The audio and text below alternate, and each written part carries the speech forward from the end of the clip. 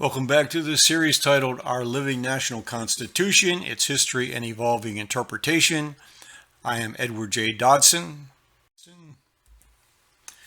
This is Lecture 6 in the series titled American Struggle for Normalcy After World War I.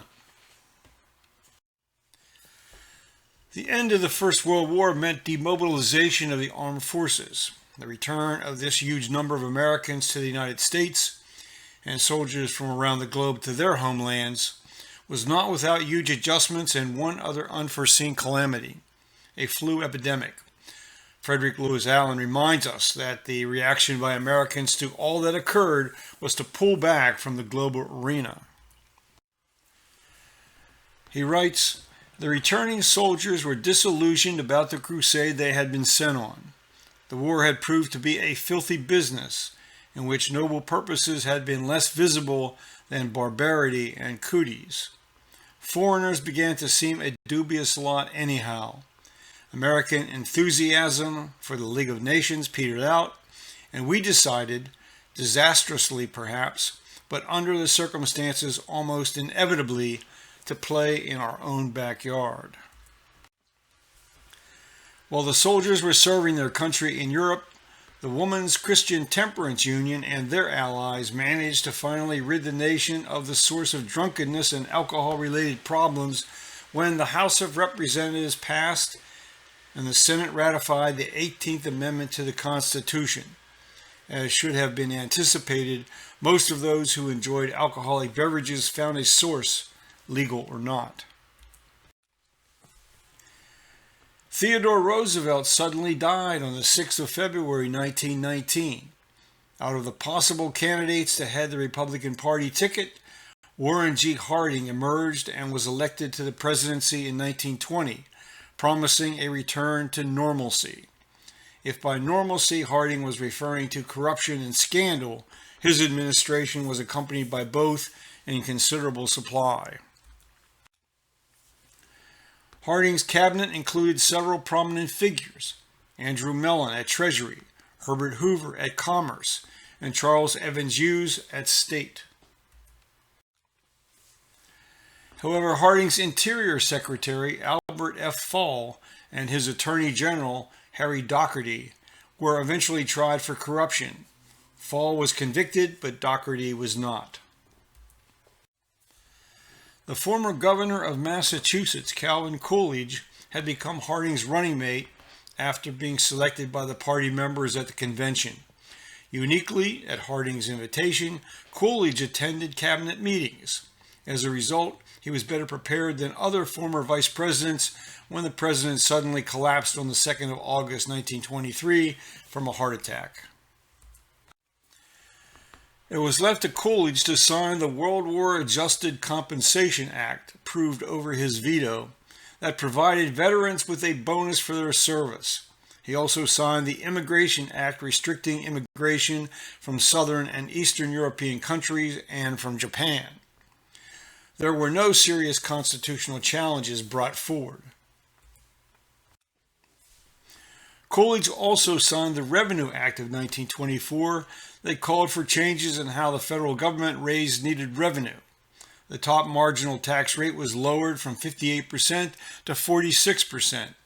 Other rates were also lowered. However, the estate tax was increased and a new gift tax was adopted. As Frederick Lewis Allen tells us, what Coolidge did not realize was that the nation's economy was drifting into risky territory.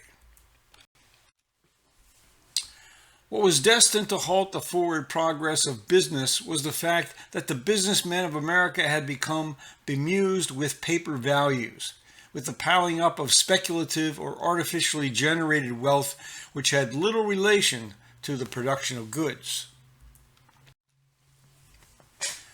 One of the main accomplishments of the Coolidge presidency was a gradual reduction in government spending between 1923 and 1928. Sufficient revenue came in during those years to also reduce the federal debt from $23.9 billion to $17.3 billion. On the surface, all seemed well as the Republican Herbert Hoover and the Democrat Al Smith competed to become the next U.S. president on the 6th of November 1928. Hoover won a landslide victory. That month became known as the, quote, Hoover bull market, as 5 million share days on the stock market occurred with increasing regularity. It was not long before share prices experienced continuous volatility. Whatever fundamentals were supposed to determine share values no longer applied. Speculators were now fully in control. Again, Frederick Lewis Allen.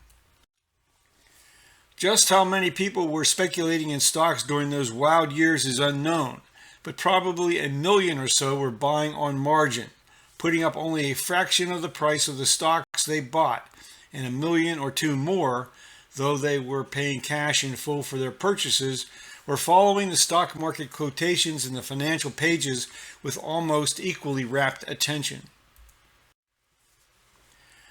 Despite these calming words from Yale University professor Irving Fisher expressed on the 21st of October 1929, the stock market reached its maximum stress point on the 28th and crashed. Earlier in the year, a troubled Federal Reserve Board urged individual reserve banks to deny requests for credit from member banks that had made loans to stock speculators. Then, finally, in August, the board agreed to permit the New York Federal Reserve Bank to raise the bank's discount rate to 6%, hoping to slow the growth of lending. These measures eventually had no effect. When stock prices became unstable during September, a group of banks responded by publicly purchasing blocks of shares. Speculators took this as a sign of concern and began dumping their shares. As one would expect, share prices plummeted. The money first went into the banks, but other depositors began to withdraw everything they could. The New York Fed then stepped in by purchasing government securities on the open market, temporarily calming the panic. Not only Wall Street experienced intense speculation and skyrocketing asset values during the 1920s, many of the nation's urban centers experienced significant new building construction. And then there was the case of Miami, Florida, as explained by Frederick Lewis Allen. In 1920, its population had been only 30,000. According to the state census of 1925, it had jumped to 75,000. And if one counted the newcomers from the north in one of the mightiest popular migrations of all time, the figure would have been nearer 150,000. Everybody was making money on land.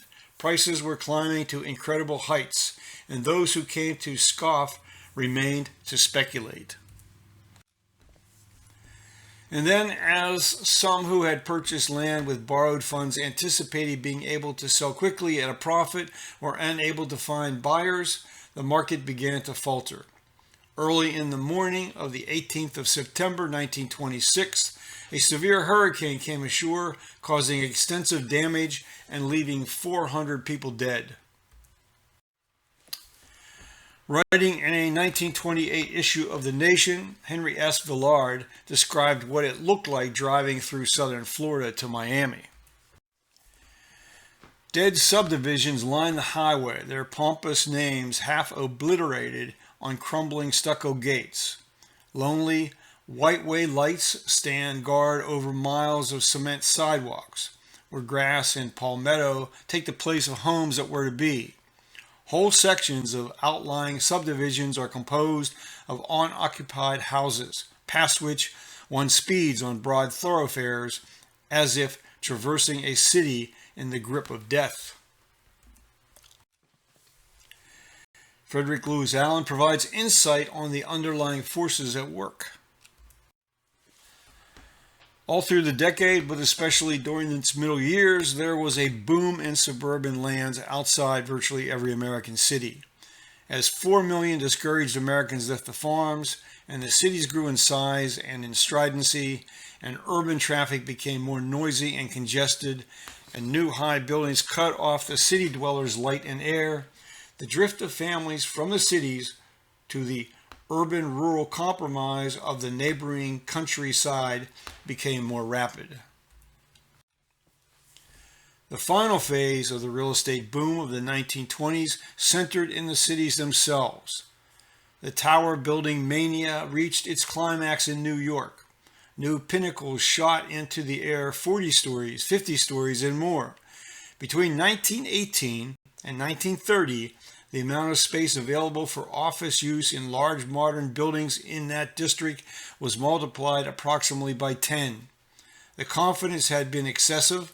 Skyscrapers had been overproduced.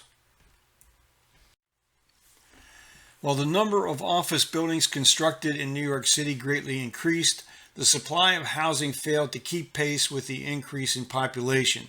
So, in 1921, the city passed legislation exempting the value of new housing construction, but not the land values, from the property tax until the end of 1931.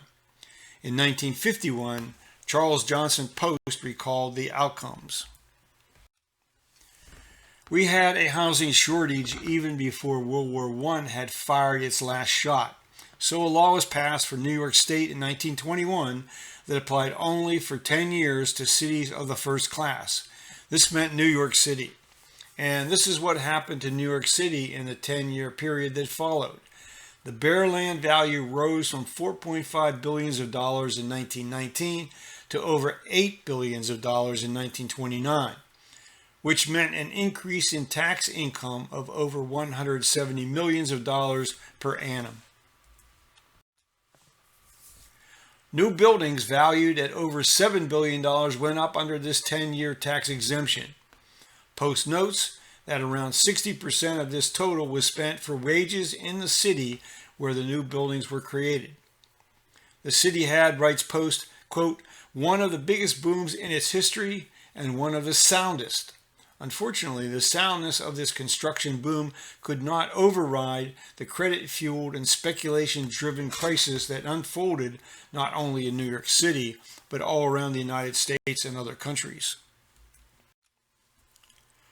The Hoover administration attempted to respond with the conventionally accepted tools in its toolbox. A reduction in taxes was promised along with a public works program to provide employment and insert money into the economy. Frederick Lewis Allen explains that the members of the U.S. Congress had their own ideas of the measures needed to respond to the economic crisis. Congress, applying itself to tariff revision, had got out of hand and had produced not the limited changes which Hoover had half-heartedly advocated, but a new sky-high tariff bill which, in the words of Dennis Frank Fleming, was virtually a declaration of economic war against the whole of the civilized world, giving notice to other nations that retaliatory tariffs, quotas, and embargoes against American goods were in order. Notice to our war debtors that the dollar exchange with which they might make their payments to us would not be available. Despite the almost unanimous protest by the nation's economists, Hoover signed the Hawley-Smoot tariff bill into law. Harry Gunnison Brown, a professor of economics at the University of Missouri, one of the few economists who understood land markets and how taxation affects land markets, offered his perspective in an article written in October of 1930. He writes, the present agitation to relieve real estate of taxation makes no distinction between relieving improvements, thus reducing the penalty on thrift and enterprise, and relieving situation values or land values. One of the consequences of tax relief for real estate, as currently urged by landowners, would be to make the residents of a state pay to support the state, regardless of how much property in it is owned by outsiders. Tremendous blocks of real estate may be owned by non-residents and by outside corporations, whose taxes would thus be tremendously reduced. The economics Harry Gunnison Brown learned and taught were built on an understanding of what his predecessor, political economists, referred to as the law of rent. Every parcel or tract of land has some potential annual rental value determined by market forces, but also influenced by the legal permitted uses to which the location could be put.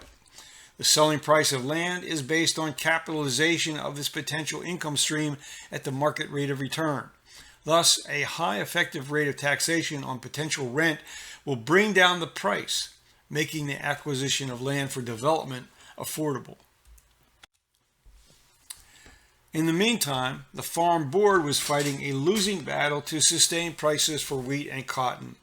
By the end of 1930, the government had accumulated 60 million bushels of wheat and 1.3 million bales of cotton, yet prices continued to drop. And then during the summer, the nation was hit by drought spreading from Virginia and Maryland out to Missouri and Arkansas, with the worst droughts yet to come. In May of 1931, Hoover, too late, proposed a moratorium on payments of war debts to the United States. European countries were already experiencing financial panics. Britain went off the gold standard, and most other countries followed. Runs on banks in the United States brought on the collapse of 2,293 banks by the end of 1931. As Frederick Lewis Allen writes, panic spread. Frightened capitalists were hoarding gold now, lest the United States too should go off the gold standard. Safe deposit boxes were being crammed full of coins, and many a mattress was stuffed with gold certificates. As the world was pulled deeper and deeper into near systemic collapse, the surviving members of the movement started by Henry George decided that the best course of action was to embark on a program of formal classroom education directed to the general public. The first classes based on Henry George's writings began in New York City in 1932. The philosopher John Dewey agreed to serve as honorary president of the school. Dewey delivered an address over a New York radio station he called Steps to Economic Recovery, in which he stated, "What are the most evident sore spots of the present? The answer is clear: unemployment, extreme inequality in the distribution of the national income, enormous fixed charges in the way of interest on debts, a crazy, cumbrous, inequitable tax system that puts the burden on the consumer and the ultimate producer. And let's off the parasites, exploiters, and the privileged, who ought to be relieved entirely of their gorged excess, very lightly, and indeed in many cases, as in that of the tariff, pays them a premium for imposing a burden on honest industry and on the means of production. A vicious and incompetent banking system with billions of money, the hope for the future of millions of hardworking peoples, still locked up, while the depositors lose their homes and walk the streets in vain. The greater part of our population in the nation of the earth most favored by nature, still living either in slums or in homes without the improvements indispensable to a healthy and civilized life. The situation continued to deteriorate. By the middle of 1932, industry in the United States was operating at less than one half of the output produced in 1929. As the 1932 political party conventions were organized, Walter Lippmann offered his impressions of Franklin D. Roosevelt. Franklin D. Roosevelt is an amiable man with many philanthropic impulses, but he is not the dangerous enemy of anything. He is too eager to please the people. He is no enemy of entrenched privilege. He is a pleasant man who, without any important qualifications for the office, would very much like to be president. Roosevelt got his wish, handily defeating Herbert Hoover. While the elected representatives of the American people and their key advisors might not have any sound ideas of how to respond to their circumstances, the one thing they finally decided to do was to allow their fellow citizens to turn to drink to forget their troubles. On the 16th of February 1932, the Senate voted to repeal prohibition. The House followed 4 days later. The 21st Amendment to the Constitution was ratified on the 5th of December 1933. And with that, we reach the end of Lecture 6.